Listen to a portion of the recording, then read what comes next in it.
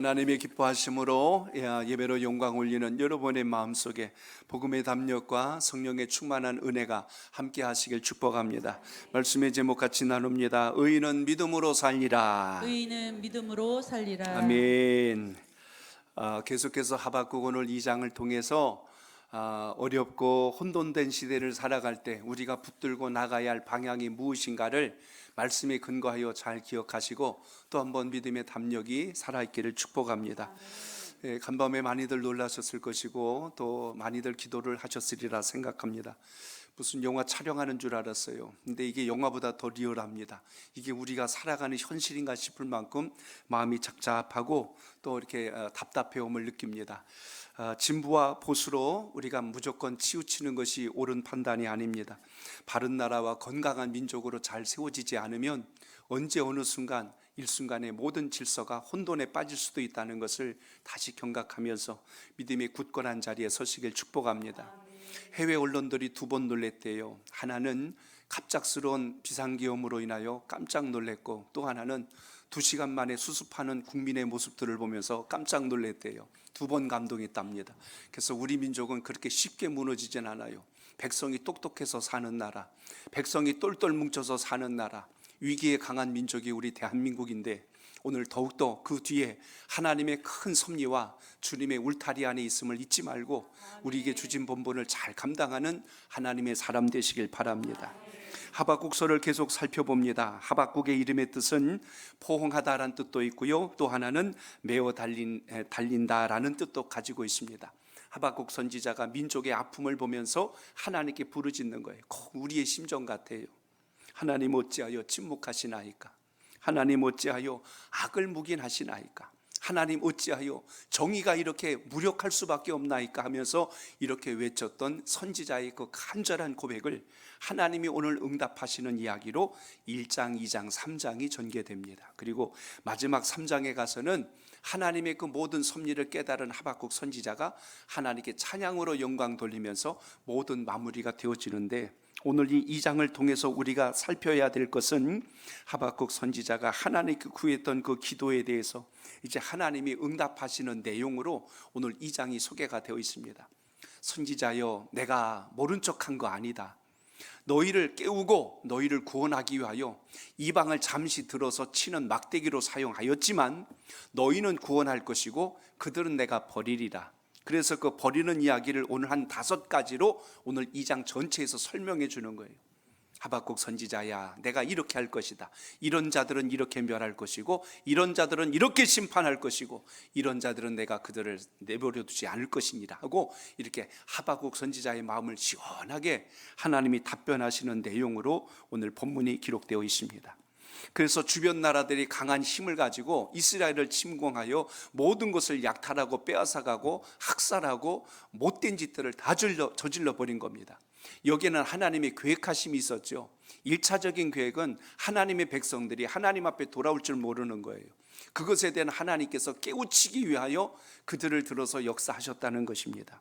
또 하나는 그들 역시 하나님이 그냥 두지 않을 것이며 진멸할 계획을 가지고 계셨기에 하나님의 본질적 섭리는 택한 백성들은 깨어있게 하고 불의한 자들은 진멸하기 위한 계획을 큰 그림을 그리면서 움직였기 때문에 너희들이 볼 때는 내가 침묵한 것 같고 너희들이 볼 때는 악을 내가 묵인한 것 같을지라도 결코 내가 악을 허용한 적이 없느니라. 오늘 그걸 보여주었다는 사실입니다. 그래서 오늘 하박국 선지자는 어찌하여 이스라엘에 이런 범죄가 있을 수 있나이까? 하나님의 택한 백성들이 어찌 하나님을 버리고 우상을 숭배하고 불의한 길을 가는 것을 왜 내버려 두시나이까? 심지어 그런데 이것도 안타까운데 왜 불의한 자들이 여기를 침공하고 나라를 다 송두리째 쑥대밭을 만드는데 왜 하나님은 우리를 이대로 방치시키나이까 하는 이 하박국 선지자의 답답한 마음을 담아서 고백할 때 그 속에 담긴 모든 의미 속에서 하나님의 뜻을 다시 깨닫도록 이것은 너희를 깨닫고 돌아오게 하기 위함이지 너희를 버리기 위함이 아니다. 인생에 뭔가 자극을 받고 변화받을 때가 언제냐면 평안할 때가 아니에요. 뭔가 큰일을 만나거나 고난의 길을 걷거나 시련을 만날 때 정신이 뻗쩍 나는 겁니다. 우리 민족도 더 어느 때보다 정치적 수준이 좀 더 선진화되어야 되고, 또 국민의 어떤 우리의 모습 실체도 봐야 돼요. 너가 맞냐 내가 맞냐로 해서 나라는 제대로 돌아가지 않아요. 오늘 낮에 그 북한의 김정은 사진 하나를 이렇게 올려놨어요. 뭔가 봤더니 밑에 이렇게 써 있어요. 나는 아무 짓도 안 했는데, 이렇게 돼 있는 거예요. 근데 왜 자기들끼리 그런지 모르겠다고 멍한 표정 짓고 있는 걸 하나 이렇게 올려놨어요. 아주 풍자를 해도 우리의 참 어떤 민망한 모습을 다시 연상케 하는 것을 봤습니다. 지난 월요일 날 우리 연세대 동문 회장 취임식 때문에 가서 이렇게 참석을 해서 또한 귀한 시간 우리 교우 몇 분이 또 같이 동참해 주셔서 참 이렇게 함께 해 주셔서 너무 감사를 드리고요. 근데 그날 이제 사회를 보셨던 목사님이 그런 이야기를 하시더라고요. 그 교회 목사님이 무슨 일을 하냐면 은퇴 목사님들을 많이 이렇게 돌보고 보하시는 일, 섬기는 일을 합니다. 이제 목회 그동안 사역하시느라고 수고하셨는데 은퇴하신 분들을 다 초청해서 식사도 대접하고 용돈도 드리고 선물도 드리면서 한 달에 한 번씩 이런 행사들을 꾸준하게 해오셨던 거예요. 쉽지 않은 일입니다. 그래서 은퇴 목회자들을 위한 책도 발간하고 이걸 쭉 해오면서 중요한 사실을 하나 보았다는 거예요. 뭘 봤냐면 은퇴 목사님들을 다 초청하면 누구랑 같이 와야 돼요? 사모님들이랑 같이 와야 돼요. 근데 혼자 오신 분들이 많이 계신 거예요. 그래서 아니 사모님 같이 오시죠 그랬더니 먼저 천국 갔어요. 먼저 갔어요 그러는 거예요. 그래서 깜짝 놀랐다는 거예요. 왜 놀랬냐면 통상적으로 여러분 남자가 오래 살아요? 여자가 오래 살아요? 예? 여자가? 예. 남자분들은 왜 대답을 해요? 우리가 더 오래 살아요 왜 안 해요? 통계적으로 보면 여자의 수명이 남자보다 5년이 깁니다. 5년을 더 살 수 있어요. 그런데 일반적인 통계는 그런데 목회자 세계는 왜 그렇지 않을까라는 걸 보고 놀란 거예요. 나중에 일일이 선문도 조사하고 대화도 하고 자료도 보고 다 봤더니 이제 답이 나오는 거예요. 목회자보다 사모님들이 뒤에서 내조하고 도우면서 교우들을 살피다 보니 마음속에 이 중보하면서 왔던 내적 충격과 그 많은 고민들을 끌어안고 기도하면서 몸살을 앓은 거예요. 영혼이 공고함을 많이 겪은 것을 보게 됩니다. 아픈 시간, 고통을 끌어안다 보니까 오히려 그것이 마음의 병이 됐고 육체의 병이 되어서 오히려 수명이 더 길지를 못한 그런 것을 이야기를 제가 들었어요. 그 목사님이 마지막 그렇게 이야기하는 거예요. 이 자리에 계신 목사님 여러분, 그날 한 260여 분 우리 목회자들이 모였어요. 그래서 이렇게 얘기합니다. 제발 부탁인데 사모님들에게 잘해주세요. 그렇게 이야기하면서 어제 그런 이야기를 이렇게 나누는 것을 그날 보게 됩니다. 제가 드린 말씀이 요즘은 그거예요. 상처와 시련과 고난이 계속 반복되면 몸도 마음도 상할 뿐만 아니라 내일을 향하여 힘있게 일어날 수 있는 의욕도 꺾일 수밖에 없다는 것을 보게 됩니다. 오늘 지금 하박국 선지자가 완전히 의욕을 상실해버린 거예요. 그래도 선민이라고 택한 백성이라고 힘을 가졌고 용기를 가졌는데 지금 하나님께서 지금 심판하시겠대요. 백성들은 모르고 당하고 있는데 선지자는 지금 이미 앞으로 무슨 일이 벌어질지를 다 알고 있는 거예요. 그러니 선지자의 마음이 얼마나 고통스럽고 힘겨웠을까. 우리가 전에 예레미야 선지자를 보셨지 않습니까? 수많은 거짓 선지자들이 뭐라고 그랬어요? 괜찮다, 하나님이 복 주실 거다, 안전할 거다. 그랬더니 백성들이 그 말을 듣고 아멘 아멘 하면서 따라가고 있는 거예요. 근데 예레미야 선지자가 눈물로 호소하는 거예요. 아니다, 하나님은 우리가 우상을 숭배하고 하나님을 떠난 것을 결코 용납하신 적이 없다. 빨리 하나님 앞에 회개하고 돌아와라. 그랬더니 백성들이 저자가 쓸데없는 소리를 한다, 나라를 망하라고 아주 그냥 노래를 부른다. 그래서 예레미야를 가두고 그를 때리고 모욕하고 온갖 괴로움을 다 주는 겁니다. 그래서 예레미야가 기도할 때 그래요. 내가 눈물을 흘리다 눈이 짓물러 버렸대요. 너무 많이 울어서. 그 아픔을 보고 저들이 깨닫지 못하는 걸 보니까, 정신을 차리지 못하는 걸 보니까 너무 아팠다는 이야기입니다. 오늘 여러분, 우리의 신앙과 믿음이 귀로만 듣고 멈추는 신앙이 아니라 우리의 내면과 삶이 변화되었을 때 비로소 하나님의 영광이 함께함을 잊지 말고 믿음의 자리에 서시길 축복합니다. 훈련장에서 열심히 훈련한 선수는 그 눈물과 땀의 대가를 통하여 메달의 색깔을 결정할 수가 있습니다. 오늘 이 땅의 모든 우리의 삶의 모습들이 그렇잖아요.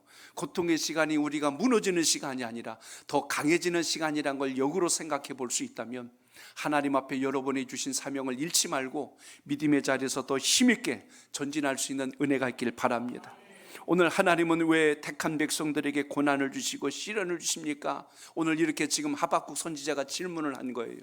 이제 하나님의 답변이 무엇이냐면 믿음이 있는 자들이 이것을 통하여 더 강한 하나님의 사람으로 세워진다는 걸 말씀해 주는데요. 오늘 4절을 여러분 같이 읽어보겠습니다. 4절입니다. 시작. 보라 그의 마음은 교만하며 그 속에 정직하지 못하나 의인은 그의 믿음으로 말미암아 살리라. 아멘. 저를 따라합니다. 믿음으로 말미암아 살아야 합니다. 살아야 합니다. 아멘. 이 세상이 아무리 악하고 불의할지라도 믿음으로 살아낼 때 하나님의 영광이 반드시 함께함을 잊지 않길 바랍니다. 지금 오늘 하박국 선지자에게 주신 하나님의 응답이 그겁니다. 그의 마음은 교만하며 그 속에는 정직하지 못하나 하나님을 안다고 하는 백성들이 불의하고 악한 길을 걸을지라도 오직 의로운 자들은 믿음을 따라 살아갈 때 반드시 하나님께서 그 어려움 중에도 건지신다는 사실을 잊지 않길 바랍니다. 그래서 오늘 1절부터 4절까지는요 응답의 그 시작에 대한 이야기로 풀이되어 있고, 오늘 5절부터 마지막 끝절까지는 이제 하나님의 응답하심에 대한 이야기입니다. 질문의 내용이 뭡니까? 하나님, 저로 하여금 제가 묻는 것을 잘 알게 하시고 보여주옵소서. 어느 정도라고 했냐면 여기 2절에 보니까요 뭐라고 표현하냐면 이렇게까지 이야기합니다. 이 묵시를 기록하여 판에 명백히 새기되 달려가면서도 읽을 수 있게 하라라고 그랬어요. 그러니까 하나님께서 주시는 응답을 좀 저에게 선명하게 주셔서 제가 혹시 못 알아들을 수 있으니까 큰 글씨를 써서 저에게 보여주소서. 마치 여러분 운전하고 가다 보면 옆에 막 이렇게 이 간판 큰 거 이렇게 걸어놓은 거 보셨을 거예요. 이렇게만 봐도 벌써 보이잖아요. 그런 식으로 하나님, 제가 한눈에 알아볼 수 있도록 하나님 응답을 좀 해주세요 하고 이렇게 지금 이야기를 한 겁니다. 그 첫 번째 응답이 오늘 4절인 겁니다. 그 속에서 정직하지 못하나 너희는, 의인은 오직 믿음으로 말미암아 살리라. 사도 바울이 4절 말씀을 인용하여 로마서에 기록한 걸 볼 수가 있습니다. 오늘 여기 말씀처럼 우리가 이 땅을 살아갈 때요 믿음으로 산다는 게 뭘까를 잘 생각해 보세요. 믿는다는 건 신뢰와 그리고 거기에 관계성이 있다는 걸 기억할 수 있습니다. 여러분이 누구를 만날 때요 약속을 하고 기다릴 때 거기에는 신뢰가 근거합니다. 그렇기 때문에 오래될지라도 우리가 그것 때문에 초조해하거나 불안해하지 않아요. 왜냐하면 상대를 믿고 신뢰하기 때문에 인내하고 기다릴 줄 압니다. 그 신뢰가 없다면요 기다림이란 존재할 수가 없죠. 그래서 12월 달을 우리가 지금 강림절 또 대림절 주의 오심을 기다리는 절기라고 하지 않습니까? 주님의 오심이 너무나 분명하고 확실하기 때문에 우리는 이 절기를 통해서 주님께서 반드시 이 혼탁하고 어지러운 세상에서 빛으로 오신다는 약속의 말씀을 붙들고 우리가 믿음을 간직한 것을 기억합니다. 그렇기 때문에 신앙이라고 하는 것은 하나님의 약속이 실현될 것을 믿고 기다리는 거지 내 감정을 가지고 기다리는 건 결코 아니라는 것입니다. 기도에 대한 하나님의 응답을 기다리는 것이지 내 욕심이 채워지기를 떼쓰는 게 아니라 하나님의 뜻이 이루어지게 하옵소서. 그러니까 진짜 성숙되고 깊은 기도는요 나의 원대로가 아니고 누구요? 하나님 아버지의 원대로 하옵소서. 이렇게 하는 기도가 가장 건강하고 온전한 기도라는 걸 잊지 않길 바랍니다. 하나님의 뜻에 순종하여서 충성해야지 나의 의를 드러내려고 하는 충성은 그건 충성이 아니에요. 그렇기 때문에 우리의 사명이 완수되는 모든 밑바탕에 뭐가 근거된다? 믿음을 통해서 시작된다는 것을 보게 됩니다. 그렇기 때문에 우리가 기도한다는 사실도 마찬가지입니다. 하나님이 들으시기 때문에, 하나님이 역사하시기 때문에 우리는 기도줄을 놓지 마시고 늘 믿음의 자리에 서시길 축복합니다. 오늘 악한 마귀 권세가 우리를 자꾸 분주하게 만들고 바쁘게 만들어서 예배가 흔들리게 하고 기도할 시간을 찾지 못하게 만들고 하나님과 교제할 시간을 점점 없게 만들어 버려요. 그래서 굉장히 하루를 바쁘게 산 것 같습니다. 근데 가만히 생각해 보니까 하나님의 뜻대로 산 게 아니라 세상이 가는 대로 끌려가면서 인생을 허비하고 있다면 이건 바르게 산 게 아니지요. 그래서 기도의 자리가 그래서 중요하고 말씀을 묵상하는 시간이 그래서 귀중한 것이고, 오늘도 이렇게 예배를 통하여서 또 한 번 여러분의 신앙을 점검하고 하나님 뜻 앞에 세울 수 있는 소중한 기회가 있기를 바랍니다. 마가복음 11장 24절에 보면 무엇이든지 기도하고 구하는 것은 반드시 받은 줄로 믿으라고 기록된 것을 보게 됩니다. 그렇기 때문에 하나님의 약속은요, 헛된 어떤 우리의 상상이나 기대가 아니라 이루실 만한 역사라는 걸 잊지 마시고 그 믿음을 가지고 오늘도 예배하는 여러분의 신앙이 꼭 되시기를 바랍니다. 그래서 기도가 이렇게 중요하다는 것은 기도의 밑바탕에 또 뭐가 있다는 거예요. 기다림도 믿음이 있어야 되고요, 기도도 믿음을 근거한 기도가 응답됨을 잊지 않길 바랍니다. 그래서 오늘 2절을 다시 읽어봅니다. 2절에 뭐라고 그랬어요? 같이 읽습니다. 시작. 여호와께서 내게 대답하여 이르시되 너는 이 묵시를 기록하여 판에 명백히 새기되 달려가면서도 읽을 수 있게 하라. 아멘. 너를 비롯하여 답답하는 모든 자들에게 내가 응답하는 것을 알도록 보여주어라. 높은 곳에 넓은 곳에 마치 이렇게 편말을 세워놓듯이 해서 답답해하는 모든 사람들이 한눈에 보고 알 수 있도록 너는 그렇게 하라. 오늘 지금 이렇게까지 말씀을 하는 것을 볼 수가 있습니다. 그래서 4절의 말씀처럼 의인은 오직 믿음으로 말미암아 살리라. 이것을 온 백성들로 하여금 알게 하라. 어떻게 세상이 이렇게 시끄럽냐? 왜 악한 자가 득세하는데 하나님은 악을 묵인하고 계시냐? 왜 하나님의 백성들은 돌아보지 않느냐? 그런 보여지는 현상 가지고 너희들이 두려워하지 말고 너희의 믿음이 나를 향하여 있는지를 점검하라. 믿음이 있는 자가 산다고 했는데 그건 안중에도 없으면서 다른 문제만 가지고 왈가왈부하는 너희들이 참으로 안타깝구나. 하나님의 응답이 바로 이것이라는 것입니다. 그러므로 우리의 신앙은 여러분 지식이 아니라 뭐로 바뀌어져야 돼요? 행함으로 이어져야 된다는 걸 잊지 않길 바랍니다. 그러므로 의인의 삶의 특징이 뭐냐면 하나님 말씀이 이루어지고 성취된다는 확신을 가지고 우리의 삶이 그렇게 되는 거예요. 기도만 하고 끝난 게 아니고 기도한 대로 우리의 입술이 고백되어져야 되고 고백한 대로 우리의 삶이 어떻게 해요? 그렇게 사는 역사가 있기를 축복합니다. 그게 믿음의 본질이라는 이야기입니다. 말씀을 순종하였는데 오늘 우리의 순종한다고 하면서 생각에서 멈춰버리면 그건 진정한 순종이 아니죠. 그래서 오늘 본문 속에 쭉 따라가다 보시면 두 번째 단락 끝자락에 이런 말씀이 있어요. 우리 14절을 한번 같이 읽어보겠습니다. 14절 시작. 이는 물이 바다를 덮음같이 여호와의 영광을 인정하는 것이 세상에 가득함이니라. 아멘. 저를 따라합니다. 여호와의 영광을 인정해야 합니다. 인정해야 합니다. 아멘. 나의 요구와 목적을 떼쓰는 것이 아니라 하나님의 영광을 인정할 수 있는, 오늘 여기 보니까 물이 바다를 덮음같이 여호와의 영광을 인정하는 것이 이 세상에 가득해야 된다고 오늘 선언합니다. 그렇기 때문에 우리의 삶 속에서 고난이 오고 어려움이 왔을 때 우리가 바라봐야 되는 건 고난 자체가 아니라 하나님의 영광이 어디에 임할 것인가를 바라볼 때 우리 환경에서 오는 모든 어려움들을 뛰어넘도록 역사하시는 주님이 계신다는 것을 잊지 않길 바랍니다. 그래서 오늘 하나님이 일하심에 대한 이야기가 오늘 5절부터 쭉 소개가 됩니다. 첫 번째 이야기가 뭡니까? 5절부터 8절까지의 이야기예요. 탐욕의 범죄, 하나님의 백성들이 아닌 그들이 얼마나 악하고 불의했는지 하나님이 지금 바벨론 제국의 5가지 죄를 지적하고 그걸 심판하시겠대요. 그 첫 번째 죄가 무엇이냐면 오늘 이들이 하는 행위를 지금 이야기합니다. 5절에 보니까 술을 즐기며 거짓되고 교만하여 가만히 있지 아니하고 수월처럼 지옥의 음부와 같이 그들의 욕심을 넓히며 또 그는 사망 같아서 족한 줄도 모르고 자기에게로 여러 나라를 모으며 여러 백성을 모았대요. 이게 뭡니까? 자신들의 힘과 권력을 가지고 주변의 약한 나라들을 다 침략하고 모든 것을 약탈하고 빼앗아 버리는 불의한 일을 저질렀다라는 것을 봅니다. 그들의 탐욕에 대해서 내가 반드시 심판하리라. 하나님께서 지금 말씀하신 것이 바로 여기에 속한 것을 보게 됩니다. 너희가 생각할 때 내가 악을 허용한 것 같으냐? 그들이 저지른 악은 이거다. 하나님은 모르신 게 아니라 이렇게 자세하게 지금 알고 계셨어요. 그들이 저지른 일, 술을 즐기고 거짓되고 교만하고 자기의 욕심을 채우려고 주변의 모든 백성들을 모아다가 거기를 다 그냥 종으로 삼아버리고 그 소유를 약탈하는 그들을 내가 그냥 두지 않을 것이다. 그게 첫 번째 그들의 죄입니다.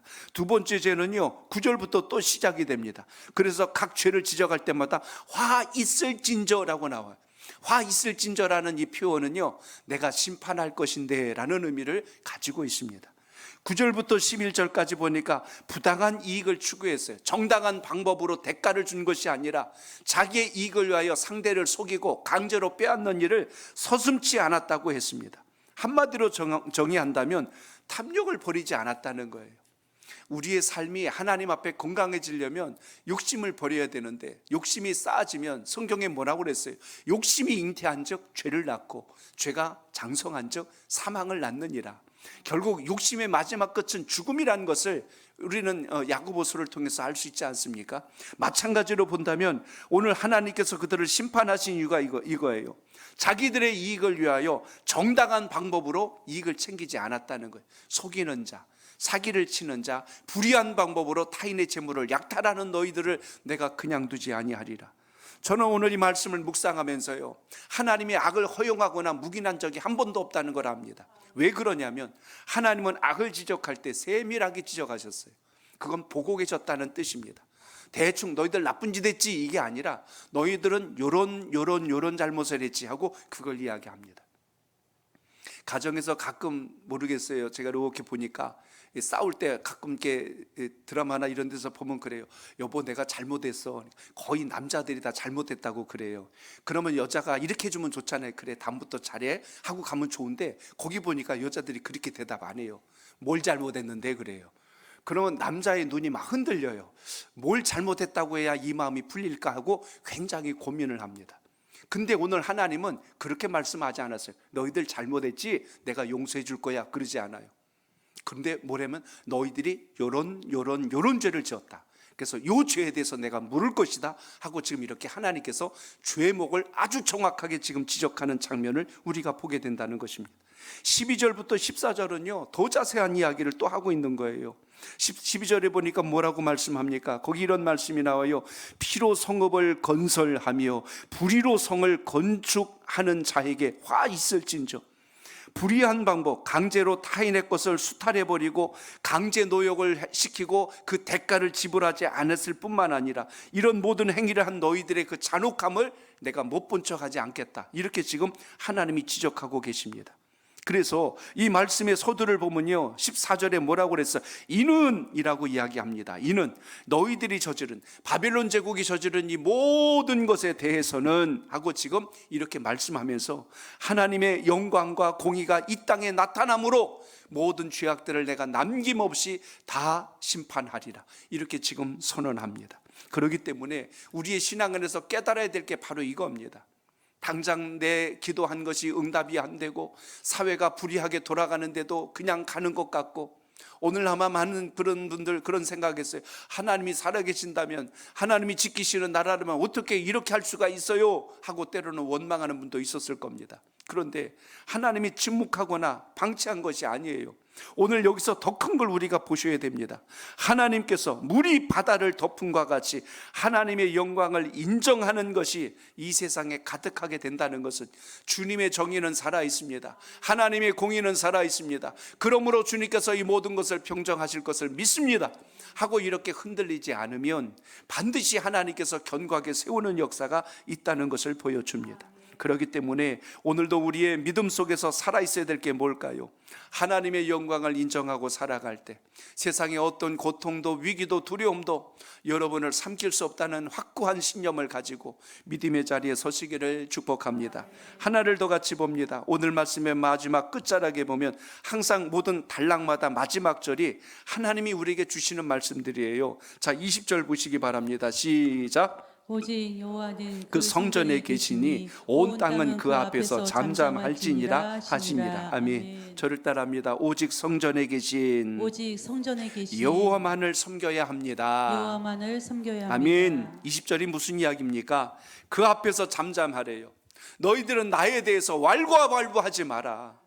왜 하나님 그러시냐고 원망하지도 말고 따지지도 말고 불평하지도 마라. 내가 못 본 척한 거 아니다.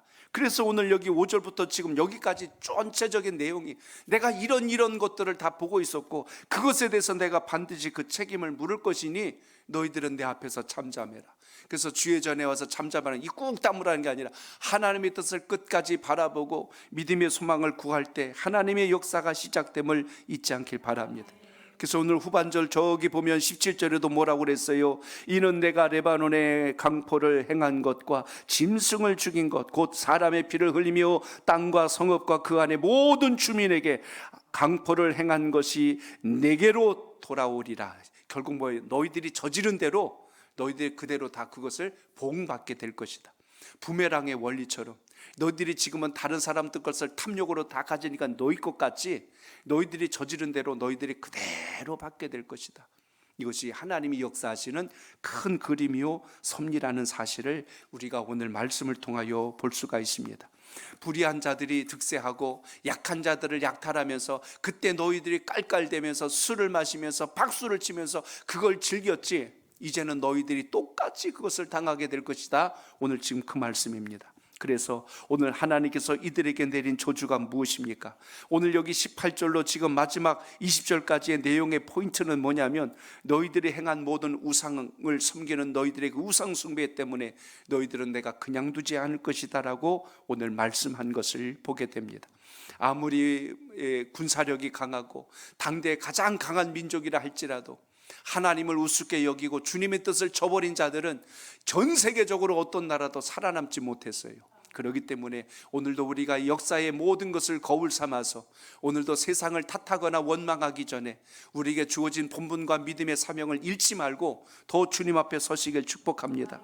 특히 오늘 마지막 이야기했던 이 우상 숭배가 왜 무섭고 두렵습니까? 그것은 하나님을 기쁘시게 하는 일이 아니라 오히려 하나님을 진노하게 하시는 일이라는 것을 여기서 보셔야 됩니다. 오늘 표현 속에 보면 말할 수 없는 돌멩이나 금이나 은부치 앞에다가 너희들이 마치 뭘 구할 것처럼 그렇게 구하고 있는데 너희들이 참으로 어리석구나, 지금 그걸 이야기하고 있습니다. 우리 19절 여러분 한번 보실래요? 18절 봅니다. 시작. 새긴 우상은 그 새겨 만든 자에게 무엇이 유익하겠느냐? 부어 만든 우상은 거짓 스승이라. 만든 자가 이 말하지 못하는 우상을 의지하니 무엇이 유익하겠느냐? 아멘. 성경에서 우상 숭배는 탐욕이라고 했어요. 하나님이 기뻐하지 않는 것에 마음을 빼앗긴 것을 탐욕이라고 말씀했습니다. 로마서 1장 23절에도 보면 썩어지지 아니하는 하나님의 영광을 썩어질 사람과 금수 버려진 형상으로 바꿔버린 것을 하나님은 심판하시고 진노하시겠다고 했어요. 그러므로 주의 영광을 다른 것으로 대체하는 일이 없이 오늘도 하나님 주신 은혜를 잘 붙들고 믿음의 자리에서 결단하는 여러분의 신앙이 꼭 되시길 바랍니다. 하나님은 참으로 높고 하나님은 참으로 깊을 뿐만 아니라 놀라운 경륜과 계획을 가지고 역사와 세대를 움직이신다면 그때 누구를 들어서 쓰실까요?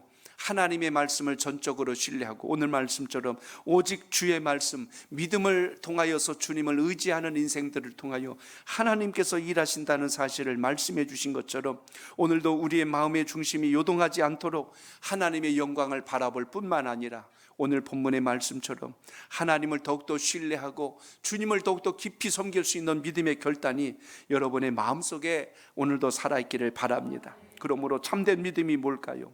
참된 믿음은 세 가지가 움직이는 걸 참된 믿음이라고 해요. 마음에 품은 것, 그리고 그것이 입술로 고백되어지는 것, 그리고 고백된 그 말씀대로 우리의 삶이 살아내는 것. 그러니까 이 세 가지가 일치될 때 이게 우리는 진짜 믿음이라고 합니다. 이 세 가지 중에 하나만 갖고 우리는 믿음이라고 착각할 수가 있어요. 그래서 참으로 중요한 것은 우리 마음속에 먼저 주의 복음에 대한 확고한 신념이 있기를 축복합니다. 그리고 우리가 이걸 입으로 신해야 돼요. 그냥 마음속에다 담아놓고 입 콕 다물고 앉아있다고 해서 그게 믿음 좋은 거 아닙니다. 그러니까 여러분, 믿음은 우리의 입술로 또한 고백될 뿐만 아니라 고백한 그 말씀대로 동행할 수 있는 삶의 결단이 우리 삶 속에 있길 바랍니다. 야고보가 뭐라고 그랬습니까? 행함이 없는 믿음은 뭐래요? 죽은 믿음이라고 그랬어요. 그러니까 살아있는 믿음도 있고 죽은 믿음도 있다고 말씀합니다. 오늘 하박국서 2장 속에서 우리에게 중요한 하나님의 섭리 세 가지를 봅니다. 의인은 믿음으로 말미암아 산다. 그리고 하나님의 영광을 인정하는 것이 이 세상에 마침내 가득하게 되는 날이 올 것이다. 그리고 한 가지 더, 우리는 성전에 계신 여호만을 오직 경외하며 섬기는 것이 이 혼탁하고 어지러운 세대를 헤쳐나가고 이길 수 있는 가장 강력한 힘이다. 오늘 이것을 확고하게 마음에 새기셔서 주님과 동행하는 여러분의 믿음이 되시길 바랍니다. 우리를 구원해 주신 분이 하나님이시라면 우리의 앞길을 열어가시는 분도 주님이란 사실을 믿고 우리의 마음이 요동하지 말고 주님 주신 사명 잘 감당하셔서 오늘도 승리하는 우리 살아가는 교우 여러분들의 가정과 일터가 되시기를 축복합니다.